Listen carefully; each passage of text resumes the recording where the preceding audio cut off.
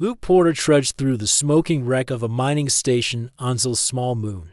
Craters still glowed orange where leaking fuel burned, and broken girders pointed at the sky like accusing fingers. 12 hours earlier, battalions from Earth and the Zalith Empire had fought here, then retreated, leaving only silence. Luke's squad never regrouped after a missile strike cut their radios. His helmet now hissed with useless static, and his rifle felt heavier every minute. Even so, he pressed on, holding to the one order that still rang in his mind: search for survivors. A faint scrape cut through the hush, far too gentle to be shifting metal. Luke snapped off his lamp and knelt, holding his breath. Another scrape, then a muffled cough, the sound of someone trying hard not to be heard. He traced it to a toppled storage pod wedged under twisted beams. The door hung from one hinge, leaving a narrow slit. Two wide violet eyes shone from the darkness, reflecting the dim glow of his suit. Fear poured from them like cold water. Training barked for him to raise his rifle. Compassion froze his hands. He spoke slowly. "I'm human, but I won't hurt you." No answer came, only trembling blue fingers gripping the edge of the door. Luke took a water bulb from his pack, drank first to show it was safe, then rolled it through the gap. Long seconds passed before the fingers accepted the gift. A soft swallow followed, steadying the shape beyond the slit. Luke wedged a rescue lever into the seam and pried until metal shrieked and the opening widened. Stale lunar air washed over him, thin yet breathable. Curled against a broken crate lay a small Zalith boy, in a torn ceremonial tunic, dark blue blood crusting a deep gash along his calf. Luke set his rifle aside and knelt. "My name is Luke," he said, keeping his tone gentle. The boy whispered one soft syllable, "Kyo." Luke repeated it, offering a smile that felt strange after so much ruin. From his med pouch he sprayed coagulant foam over the wound, wiped away grit, and wrapped gauze tight. Kyo hissed but did not pull away. When the bleeding slowed, Luke snapped a ration bar in half and offered a piece. The boy nibbled, eyes never leaving Luke's face, as if memorizing every line. In that gaze Luke saw terror, wonder, and a stubborn spark of trust that lodged in his heart and would not let go. A distant rumble shook dust from the pod's ceiling, warning that the structure might collapse. Luke slid his arms beneath the child. "May I carry you?" Kyo nodded once.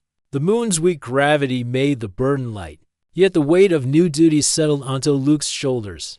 Outside, smoke curled into a star-streaked sky, scanning for movement. He hurried toward a maintenance shack whose emergency beacon still blinked amber. Inside waited a single cot and dusty lockers. He laid Kyo down, reset the bandage, and draped a thermal blanket over the small form. Static crackled through Luke's radio. All units regrouped Delta Sector. Evac window closed. Then silence.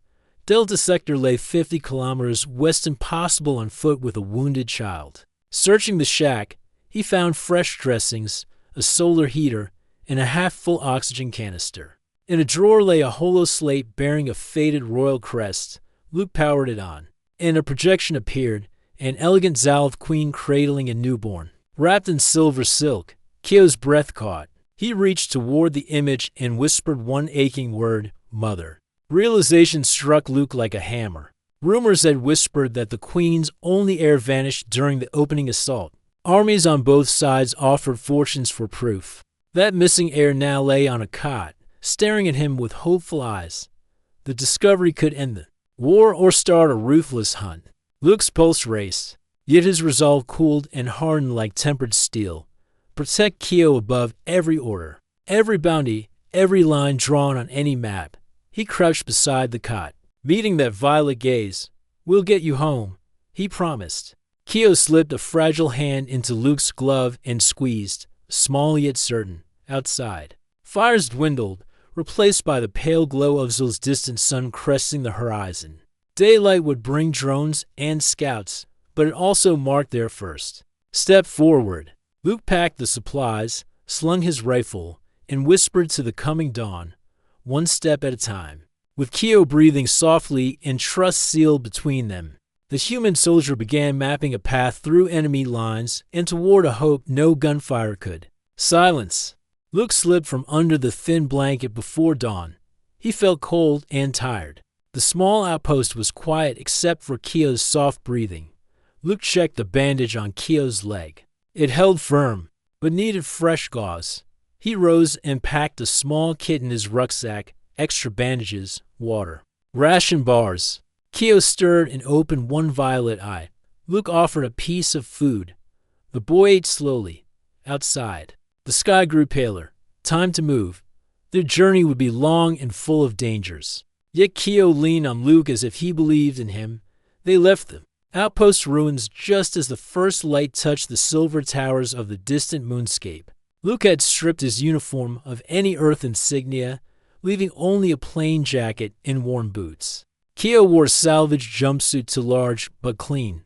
Luke tucked the oxygen canister into his belt and checked its gauge. He scanned the horizon for patrol lights. For safety, he taught Keo to stay close and follow without speaking. He also showed him how to tie his boots tight and step softly. The boy nodded. Clutching a small pack of supplies as they walked, Luke held Keo's hand and spoke softly. He said water while pointing to a canteen, then eat as he shared a ration. Keo repeated the words with a soft voice. Luke praised him with a nod. Each new word gave Keo more confidence. They stopped at a dry creek bed. Luke showed him how to test soil for moisture. Keo looked at him with curiosity. In that moment, Luke saw hope, not just for the boy, but for both their worlds. Simple words tied them closer. Hundreds of meters ahead, faint headlights slid across. The plain, a patrol of Zalth scouts, moved in slow patterns. Luke crouched behind a fallen silo and signaled Keo to kneel.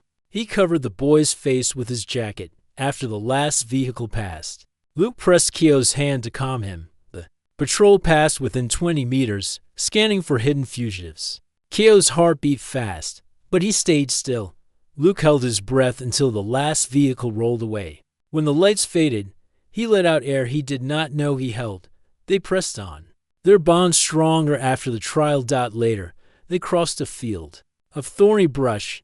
Keo asked in halting human words, "Mother?" He pointed at the hollow slate in Luke's pack.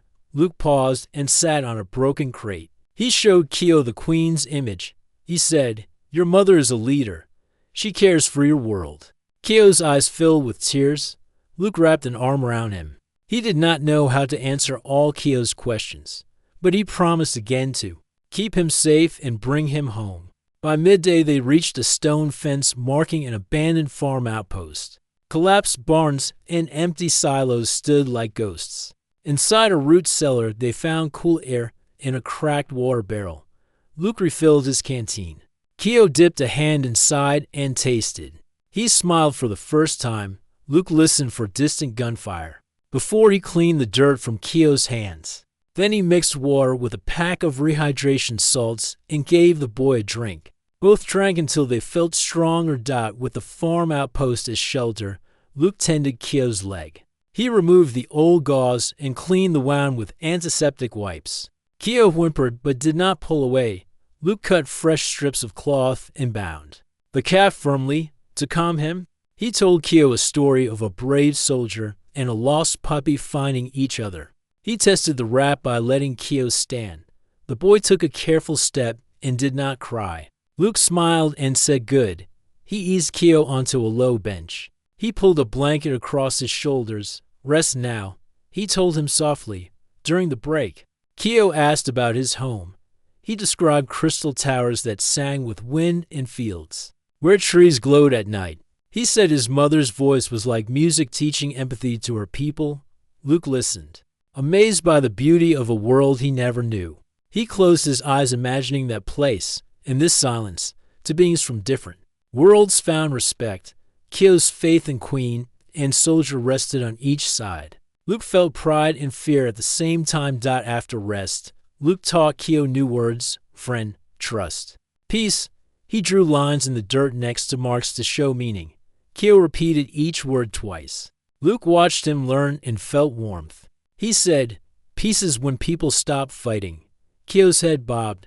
Luke patted his hand. Each new human word bridged the gap between them.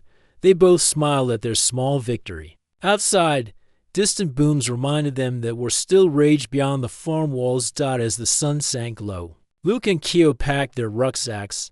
They found canned corn on a shelf and wrapped it in cloth. He refilled a fuel cell for his lamp. Keo helped. By handing items, they tied supplies to a broken wheelbarrow axle.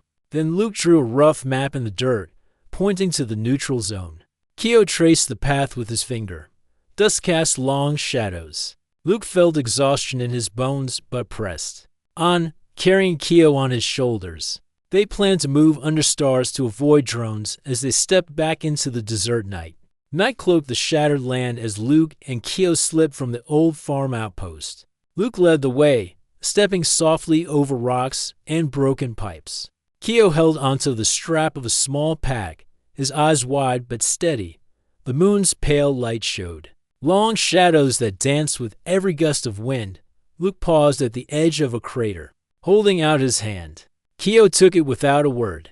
They moved through a valley pitted by explosions and littered with rusted hull fragments. Luke scanned each ridge for movement while Keo watched the sky. Every few minutes, Luke paused to teach a new word. He pointed at a jagged rock and said danger. Keo echoed the word in a quiet voice. Then he pointed at a dying ember of fuel and said fire. Keo repeated it, his lips curving in a small grin. Luke praised him with a nod. Suddenly, a soft hum grew. Louder above them, Luke shoved Keo behind a collapsed wall and knelt low. A hovering drone cut moonlight with bright sensors. Its search pattern swept the valley floor. Luke pressed Keo to the ground and covered his eyes with his jacket. The drone passed close enough that they felt its heat. Then it paused, its spotlight swinging their way. Luke gripped the barrel of his pistol, but knew any shot would call more drones. Instead, he reached into his pack and pulled out a small metal cylinder Keo had found in the outpost. It glowed faint green when activated.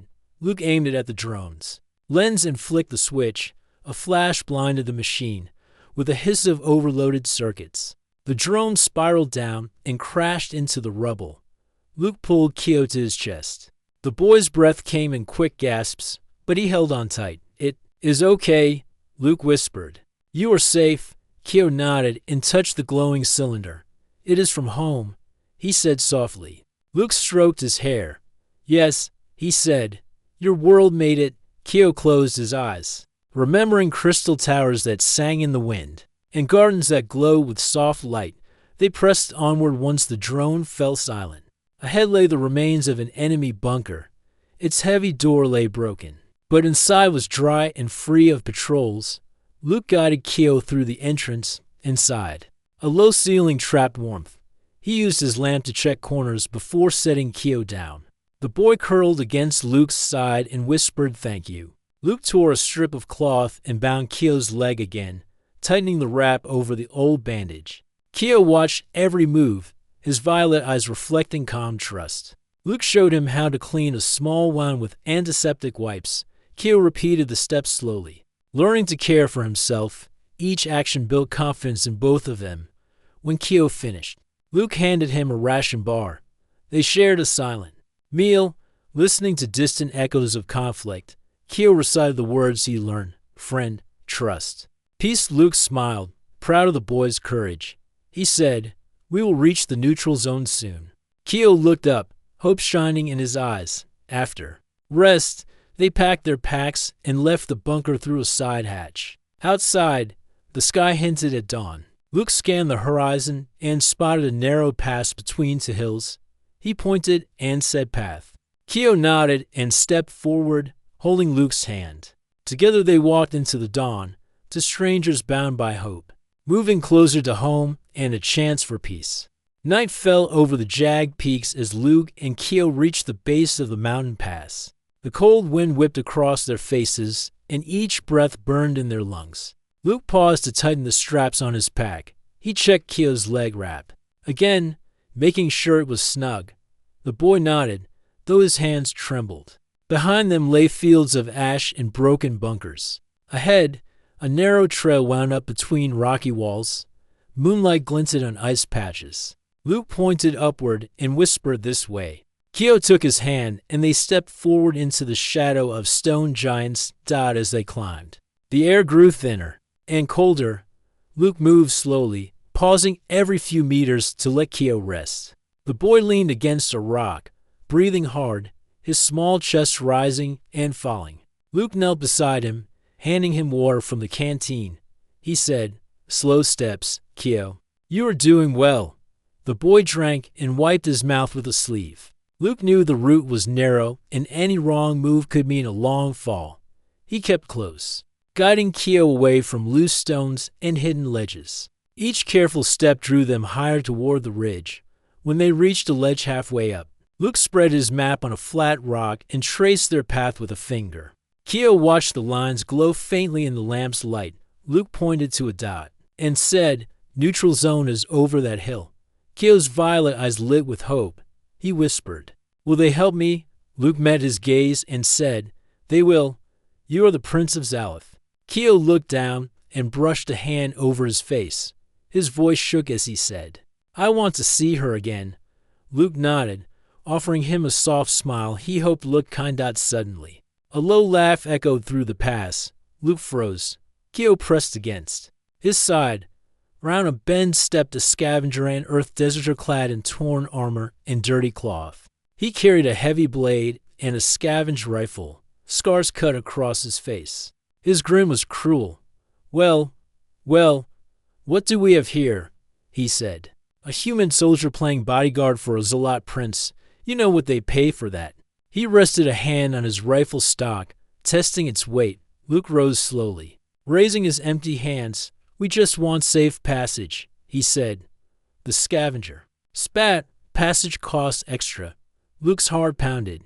He slid Keo behind a rock. The boy peeked around, eyes wide. Luke knew the deserter had killed for less. He said, "I have nothing but supplies. Let us pass." The scavenger laughed again. "Supplies won't feed me for long, but that boy will fetch a fortune." He raised his rifle, pointing at Keo. Luke stepped forward. "You will not harm him." The deserter's grin widened. "Try and stop me." With that, he fired a warning shot into the ground, sending sparks flying. Luke dove for cover, firing his sidearm above the scavenger's head. The shot rang out and echoed. The deserter ducked behind a boulder. Keo cried out. Luke crawled forward, keeping low, then bolted to flank the scavenger. He swung his rifle but against a rock, creating a spark that distracted the man. The deserter cursed and turned his rifle toward Luke. In that moment, Keo crawled free, clutching the glowing cylinder from the drone. He pressed the cylinder's activation button, hoping Luke taught him right. A burst of green light shot from the cylinder, hitting the scavenger's visor.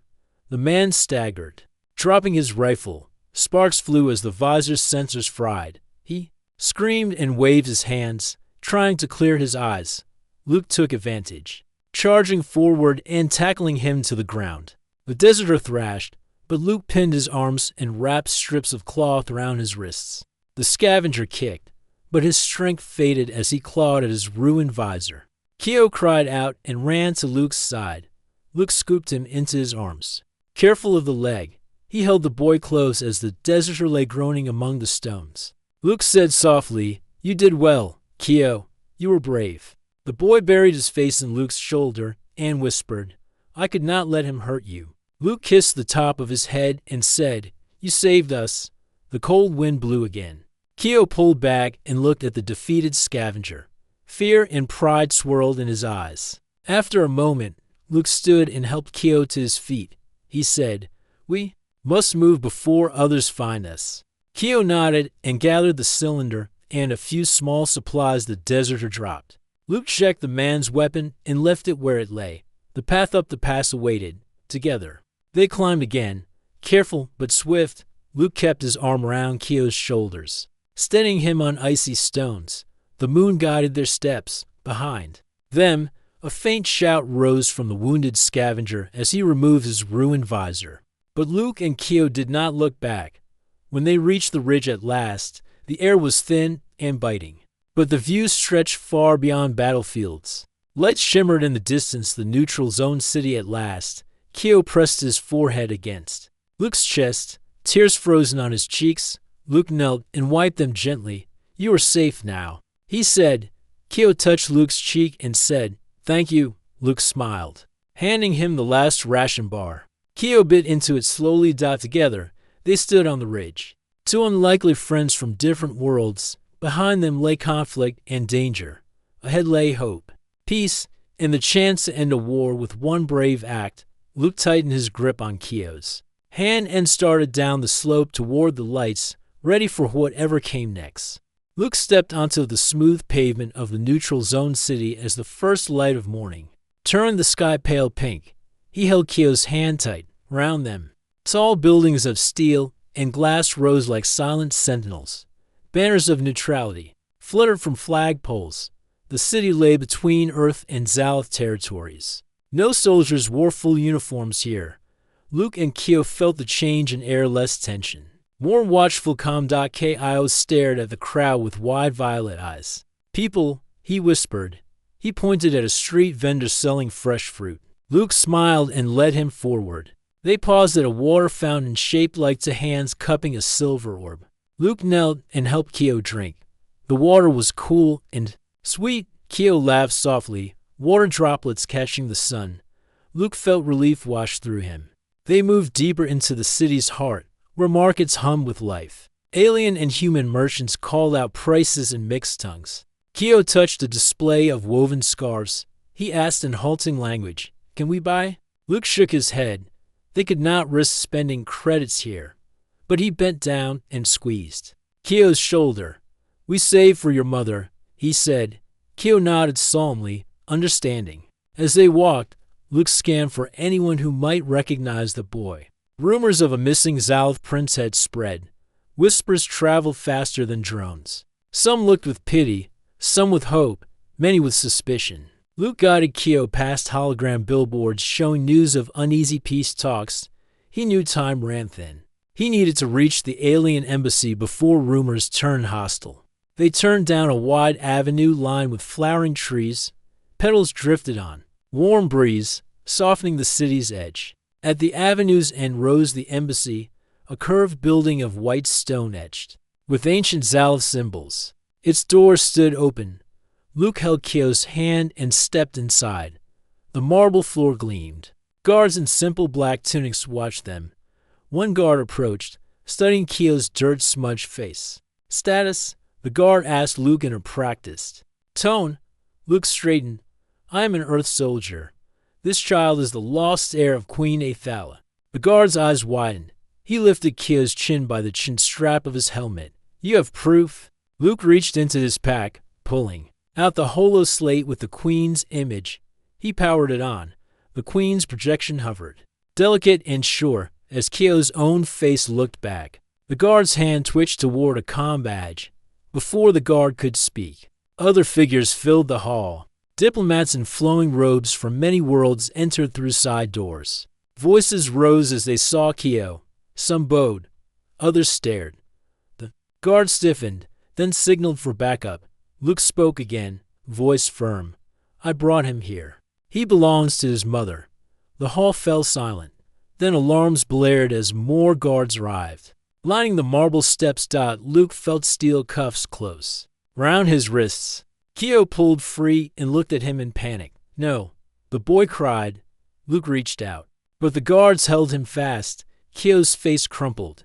In that moment, fear and betrayal burned bright in his eyes. Luke tried to speak, but words failed. He watched helplessly as Keo was led away by two suits in gray uniforms. Luke's chest ached with guilt. He looked around at the cold marble walls. He tried to explain, but the guards would not listen. One guard shoved him toward a side exit. "You tried to smuggle the child. Orders are strict." Luke swallowed. "I only wanted to save him." The guard shrugged. "Orders are orders." Luke's heart sank as he was pushed out into a narrow corridor, footsteps echoing behind him. Meanwhile, Keo stumbled down a hallway lined with translucent screens. Information flickered across them: war reports, peace accords, portraits of the Queen. Tears rolled down his cheeks. He stopped at a small alcove where a door led to the embassy's broadcast center. Two gray guards stood at the entrance, talking. Keo pressed himself against the wall. He remembered Luke's lessons: find hope, even in darkness. He spotted a narrow ventilation grate near the floor. It looked loose. Kyo knelt and pulled it free, revealing a shallow shaft. He hugged his pack close and slipped inside. The guards passed, voices low. Kyo crawled through the cool metal tunnel, light dim above. He breathed slowly, following the faint hum of electronics. At last he reached a grated door. Through it he saw rows of consoles and a large holo projector. Kyo pried the door loose with trembling fingers and slipped inside. The room smelled of warm circuits. At the center stood a holo projector on a raised platform. Kyo climbed onto a chair and powered the unit with one small hand. He raised the holo slate above his head. The Queen's image flickered out, replaced by Kyo's own face in vibrant three-dimensional light. His small voice came across the city. "I am Kyo of Zalith. I am here. Mother, I am alive." Across the city, in the royal embassy's grand chamber, voices stopped. Diplomats and guards alike turned to screens on the walls. Kyo's face filled every display. His violet eyes stared kindly but firmly. Shock rippled through the crowd. A young ambassador gasped, "It is him." Another stumbled backward. Commander strode forward and raised a hand. "Cease all hostilities. Protect the broadcast." Far above, in orbit, the Queen's flagship detected the signal. Queen Athala stood at the viewport, surrounded by her council. Her eyes widened as Kyo's face appeared across the comm network. Her council murmured. The Queen's voice rang out clear. "Halt the advance. Honor the truce. We bring our son home." Her words echoed through every channel, touching Earth and Zalith battle lines alike. Back in the broadcast room, alarms shrieked.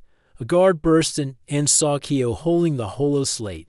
The guard froze as the Queen's command streamed across his comm. He turned and signaled to his partner, "Stand down." They lowered their weapons. Kyo pressed his hand to his chest and whispered, "Luke." He knew his friend waited somewhere beyond these walls. Outside, city sirens blended with distant cheers as peace took hold. In a guard post near the embassy entrance, Luke heard the change in orders. His cuffed hands slackened. He looked up as the guard officer approached, removing his helmet. "You are free.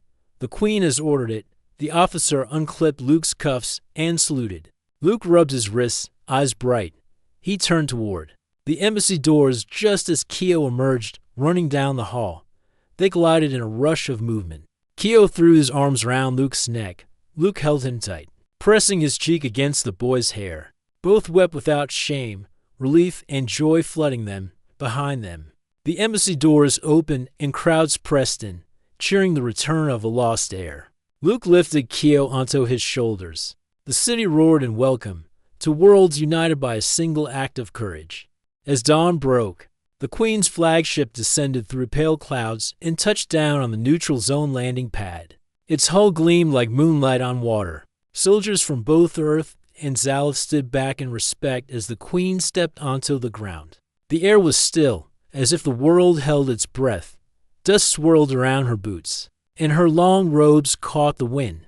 She carried herself with a quiet strength that held every eye. Behind her, the banner of Zalith and Earth flew side by side, a sign that the long war might finally end. Luke watched from the edge of the ceremony clearing, Kyo by his side. The boy's violet eyes glowed with hope and light when the Queen drew near. Kyo ran forward and covered her face with small arms. She bent gently, her tears silent on her cheeks, and held him close. Luke felt a tug on his sleeve and looked down to see Kyo point at him. The Queen looked up and smiled. She stepped toward Luke, laid a hand on his shoulder, and said, "Thank you, soldier." Her voice was soft but carried across the silent crowd. Luke bowed his head and said, "I only followed my heart." At the raised days, diplomats and leaders from many worlds formed a quiet circle. The Queen raised her free hand and spoke slowly. She said, "Let this day mark the end of this war. Let it be known that peace begins when we see the humanity in others." Her words filled the air. Simple and true, Earth generals and Zalith commanders exchanged nods. A young Earth envoy stepped forward and offered a scroll sealed with both crests. The Queen took it and unrolled the parchment. It bore the treaty terms, an immediate ceasefire, shared rebuilding efforts, and safe passage for all displaced peoples. Luke stood to the side, surprised when the Queen motioned for him to join her. He moved quietly to her side, Kyo at his other hand. She placed the treaty on a marble pedestal and took a quill. With graceful strokes, she signed her name. Then she handed the quill to a nearest Earth representative. He signed, and a cheer rose from the assembled crowd. Dust motes danced in shafts of morning light as the quill passed from hand to hand, each leader adding their mark. The treaty read at last, peace through understanding, unity through courage. Children who had watched from behind guard lines now crept forward, eyes wide with wonder. Earth children offered flowers to Zalith children. The two groups laughed as petals drifted around the days. Luke knelt and helped Kyo weave a crown of blossoms. The Queen watched with a tender smile. She said softly to Luke, "You have brought hope to both our worlds." Luke touched Kyo's hair and whispered, "We did it together." The boy beamed and laid the flower crown on his mother's head. After the ceremony, the Queen invited Luke and Kyo to dine with her. On the flagship, inside, lanterns glowed with gentle light. They shared simple food, fresh fruits, warm bread, and sweet tea. The Queen listened as Luke spoke of his home back on Earth. He described blue oceans and green forests, places Kyo could only imagine. In return, Kyo and the Queen spoke of crystal towers and singing gardens. Their voices blended in laughter, and soft music played by a small orchestra of mixed earth and Zalith instruments. Later, when the banquet ended, the Queen guided Luke to the viewing port. Below, the neutral zone city pulsed with life. Ships from Earth and Zalith unloaded supplies for rebuilding. Engineers and volunteers worked side by side to repair homes and schools. In the distance, children chased each other through streets they once called battlefields. The Queen placed a hand on Luke's arm and said, "This peace is fragile, but it is real because of one human soldier and a brave child." Luke nodded, feeling warmth spread through him. As the sun dipped low, Queen and soldier walked together along the flagship's deck. Kyo skipped ahead, chasing the last rays of light. The Queen stopped at the edge and looked out across the horizon where two worlds met. Luke stood beside her and said, "Your Grace, I do not know what tomorrow holds, but today we made a new beginning."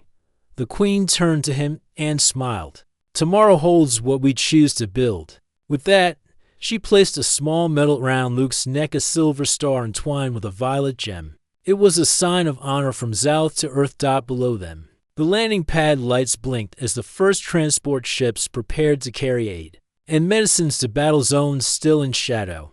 Kyo returned and tugged at Luke's hand. Together, they watched as a new convoy rolled out, a white banner flying at its front, in memory of courage. In honor of peace, Luke pressed Kyo close and said, "Come, let us go home." The boy smiled up at him. The Queen's words echoed in Luke's mind, "We choose to build." And in that moment, two worlds stood on the same path toward hope.